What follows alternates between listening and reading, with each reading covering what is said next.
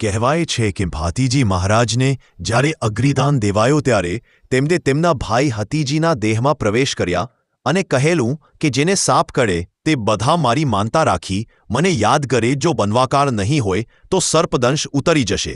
અને આમ જ થાય છે. એ તો 100% સત્ય છે. અનેક લોકો સર્પદંશમાંથી મુક્તિ પામે છે. શ્રદ્ધાનો વિષય હો તો પૂરવાની શી જરૂર. હતીજીએ ભાતીજીના અવતાર કાર્યમાં સહયોગ આપ્યો.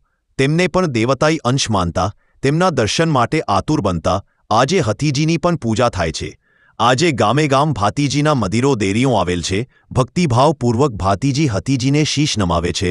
ફાગવેલમાં ભાતીજી મહારાજનું ભવ્ય મંદિર આવેલ છે.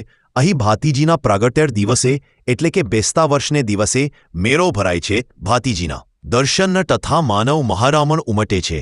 શ્રદ્ધાપૂર્વક લાખો લોકો ભાતીજી આગળ શિંદર ઝુકાવે છે. ભાતીજી વિશે અનેક ભજનો આજે ગામડે ગામડે ગવાય છે. લોકો કહે છે કે શ્રદ્ધા હોય તો ભાતીજી આજે પણ હાજરા હજૂર છે. આવા મહાન વીરોની કીર્તિમાં કદી ઓટ આવતી નથી. ભારતીના મોજા અવિરત ચાલુ રહે છે.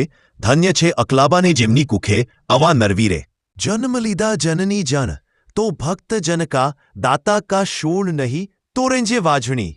તારું મત ગુમાવીશ નૂર. ભાતીજીનું અખ્યાન પણ રમાય છે મંદિરમાં લોકોની ભીડ. જય ભાથુજી મહારાજની જય. જય ભાથુજી મહારાજની જય. આપનું ગુજરાત.